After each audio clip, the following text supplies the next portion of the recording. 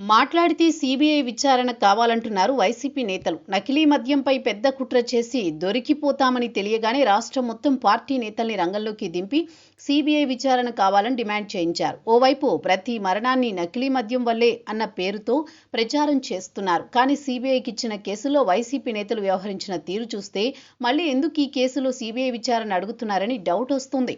వివేకా హత్య కేసులో జగన్ రెడ్డి సీబీఐ విచారణ కావాలని స్వయంగా కోర్టులో పిటిషన్ వేశారు. సునీత కూడా సీబీఐ విచారణ కావాలని పోరాడారు.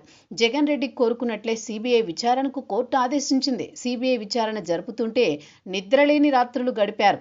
చివరి దర్యాప్తు అధికారులపై కేసులు పెట్టారు. సీబీఐ అంటే చంద్రబాబు బ్యూరో ఆఫ్ ఇన్వెస్టిగేషన్ అని నిందలు వేశారు. అయినా సరే మళ్ళీ ఇతర కేసుల్లో సీబీఐ కావాలని డిమాండ్ చేస్తున్నారు. సీబీఐ విచారణ డిమాండ్ చేస్తున్నారంటే ఆ సంస్థపై నమ్మకం ఉండబట్టే. అంటే జగన్ రెడ్డి అక్రమాస్తుల కేసుల్లో సీబీఐ చెబుతున్నదంతా నమ్ముతున్నట్టే అనుకోవాలి.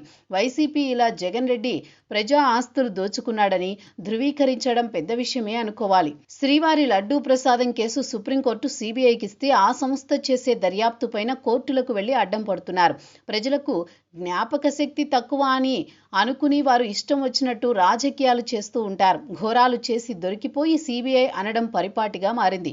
సీబీఐకి ఇస్తే ఎలాగోలా ఆలస్యం చేయొచ్చని, దర్యాప్తు చేస్తే మళ్ళీ రాజకీయ కుట్రలను నిందలేయొచ్చని వైసీపీ నేతల ప్లాన్. కానీ అడ్డంగా దొరికిపోయిన తర్వాత ఇలా వ్యవహరిస్తే అందరూ నవ్వుతారు. ఇప్పుడు వైసీపీ నేతలది అదే పరిస్థితి. వైసీపీ మార్క్ రాజకీయ కుట్రలకు కాలం చెల్లింది.